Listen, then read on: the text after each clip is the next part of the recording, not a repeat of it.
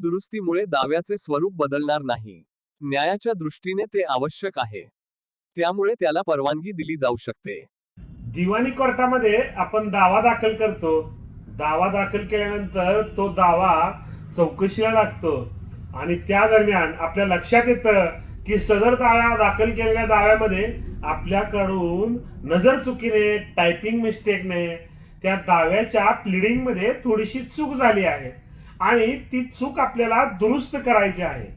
ती चूक दुरुस्त करण्यासाठी आपल्याला कोर्टामध्ये, मेहरबान कोर्टामध्ये एक अर्ज द्यावा लागतो. तो अर्ज दिल्यानंतर तो अर्ज मंजूर होतो किंवा नामंजूर होतो, अथवा मंजूर झाल्यानंतर काय आणि नामंजूर झाल्यानंतर काय, या संदर्भात आपण आजच्या व्हिडिओमध्ये माहिती घेणार आहोत. मित्रांनो, बरेच दिवसापासून आपण कोर्ट कचेरी या युट्यूब चॅनलवर व्हिडिओ पोस्ट करायचे सुट्टीमुळे राहून गेले होते मित्रांनो. तर आज आपण एका या नवीन विषयासोबत भेटतोय आणि आपल्या सोबत आहेत आपल्या कोर्ट कचेरी युट्यूब चॅनलचे ऍडमिन कैलासजी नाईक साहेब. आणि आजचा विषय आहे की दावा दुरुस्ती अर्ज नामंजूर झाला तर त्याचे अपील कोठे असते व दावा दुरुस्ती अर्ज मंजूर झाला तर त्यात पुढील प्रोसिजर काय करावी लागते. नमस्कार सर. नमस्कार गावडे साहेब, धन्यवाद. मित्रांनो, आपल्याला माहित आहे की दावा आणि कैफियत, ज्याला प्लीडिंग असं म्हटलं जातं, ज्याची तरतूद दिवाणी प्रक्रिया संहिता ऑर्डर 6 मध्ये आहे. आणि जेव्हा आपण दावा दाखल करतो किंवा आपली कैफियत, ज्याला म्हणणं असं म्हटलं जातं, तर ती दाखल करतो, त्यावेळी त्याचं कामकाज सुरू असताना कधी कधी सबसिक्वेंट काही चेंजेस होतात. जसं की ती मिळकत कुणाला तरी विक्री केली जाते किंवा त्या मिळकतीच्या संदर्भामध्ये आपल्या असं लक्षात येतं की काही टायपिंग चूक आहेत, काही ॲडिशनल आपल्याला प्रेयर करायची आहे किंवा ज्या काही आपल्याला गोष्टी त्याच्यामध्ये नमूद करायच्या आहेत आणि त्या राहिलेल्या आहेत, पूर्वी राहिलेत किंवा नंतर काही दावा चालू असताना चेंजेस झालेले आहेत, तर त्या परिस्थितीमध्ये आपण आपलं प्लीडिंग दुरुस्ती करण्याचा अर्ज देऊ शकतो दिवाणी प्रक्रिया संहिता ऑर्डर 6 रूल 17 प्रमाणे. आता प्लीडिंग म्हटलं की दावा ही दुरुस्तीचा अर्ज देता येतो आणि कैफियत ही दुरुस्तीचा अर्ज देता येतो.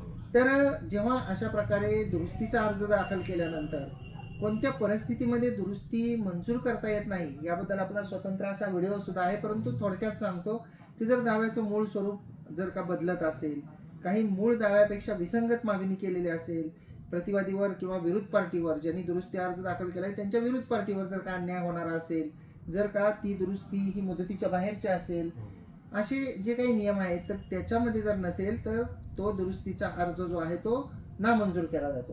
आता बऱ्याच वेळा असं होतं गावडे साहेब की जनरली सगळ्यांना माहित आहे की एखाद्या आदेश जर का प्रथम कोर्टाने म्हणजे तालुका कोर्टाने केला तर त्याच्या विरुद्ध जे अपील आहे ते जिल्हा न्यायालयामध्ये केलं जातं. आता परंतु काही ऍप्लिकेशन्स हे इंट्रीम ऍप्लिकेशन्स असतात, अंतरिम अर्ज असतात, ज्याच्या विरुद्ध डायरेक्ट उच्च न्यायालयामध्ये याचिका दाखल करावी लागते. म्हणजे उदाहरणासाठी जर आपण द्यायचं झालं तर हा अर्ज, जसं की दिवाणी प्रक्रिया संहिता ऑर्डर 6 रूल 17 खाली जर दुरुस्तीचा अर्ज उभय पक्षांचा म्हणजे वादी असतील किंवा प्रतिवादी असतील यांचा कुणाचाही अर्ज जर फेटाळला गेला तर ज्यांच्या विरुद्ध तो निर्णय झालेला आहे ते माननीय उच्च न्यायालयामध्ये त्यांना याचिका दाखल करावी लागते आणि जो प्रथम कोर्टाचा न्यायनिर्णय आहे तो रद्द ठरवून मागणी करावा लागतो आणि दुरुस्तीला परवानगी द्यावी अशी विनंती करावी लागते. हीच बाब जी आहे ती कोर्ट कमिशनरच्या अर्जामध्ये आहे. आपण पाहतो की कोर्ट कमिशनर हे वेगवेगळ्या कारणासाठी नेमले जातात. एखाद्या स्थळाची, ठिकाणाची पाहणी करण्यासाठी नेमले जातात.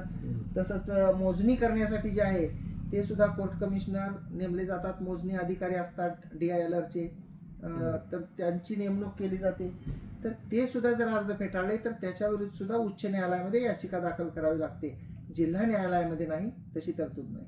आता काही अर्ज अंतरिम असतात परंतु त्याच्या विरुद्ध अपिलाची जी तरतूद आहे ती मात्र जिल्हा न्यायालयामध्ये आहे. त्याचं उदाहरण जर द्यायचं झालं आपल्याला तर जेव्हा एखादा दावा दाखल केला जातो आणि ज्याच्यामध्ये एखादा अंतरिम अर्ज ऑर्डर 39 रूल 1-2 खाली प्रतिबंधात्मक आदेश तात्पुरत्या स्वरूपात घेण्याचा जर अर्ज असेल, ज्याला आपण टेम्पररी इंजंक्शन ऍप्लिकेशन असं म्हणतो, ऑर्डर 39 रूल 1-2 दिवाणी प्रक्रिया संहितेखाली, आणि त्या अर्जाचा जर निकाल झाला आणि विरोध गेला तर त्याच्या विरुद्ध अपील मात्र जे आहे ते ऑर्डर 43 दिवाणी प्रक्रिया संहितेच्या याखाली माननीय जिल्हा न्यायालयामध्ये केलं जातं.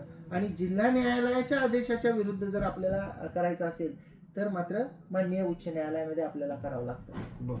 तर ही अपिलाच्या संदर्भामधली म्हणजे याला अपील म्हणता येणार नाही, याचिका करावी लागते अंतरिम अर्ज जर असतील तर, आणि 39(1)(2) खालचा जर अर्ज असेल तात्पुरत्या स्वरूपात मनाई मिळण्यासाठीचा, ज्याला ग्रामीण भागामध्ये स्टे अर्ज असं म्हटलं जातं बोली भाषेमध्ये, तर त्या निकालाच्या विरुद्ध मात्र जिल्हा न्यायालयामध्ये अपील दाखल करावं लागतं. तर मित्रांनो, की आपण सरांनी जसं सांगितलं की दावा दुरुस्ती करता येते, दावा दुरुस्ती केल्यानंतर दावा दुरुस्तीचा अर्ज मंजूर झाला किंवा नामंजूर झाला तर त्याच्या विरोधात आपल्याला माननीय सर्व उच्च न्यायालयामध्ये जावं लागतं. आणि जे अंतरिम मनाईचे आदेश आहेत, म्हणजे की निशाण 5, आणि आपल्या गावाकडच्या भाषेमध्ये म्हणलं जातं की एखाद्या दाव्यामध्ये स्टे मिळाला किंवा स्टे मागितला, म्हणजे तो अंतरिम जो अर्ज आहे, अंतरिम ऑर्डर आहे, त्या ऑर्डरच्या विरोधात आपल्याला माननीय जिल्हा न्यायाधीश यांच्याकडे जावं लागतं. मित्रांनो, अशाच प्रकारची नवनवीन कायदेविषयक माहिती जाणून घेण्यासाठी तुम्ही अद्याप जर आमच्या कोर्ट कचेरी या युट्यूब चॅनलला सबस्क्राईब केलं नसेल तर सबस्क्राईब करा. त्यासोबतच आमच्या कोर्ट कचेरी ऑफिशियल इंस्टाग्राम व कोर्ट कचेरी ऑफिशियल फेसबुक पेजला फॉलो जरूर करा. धन्यवाद.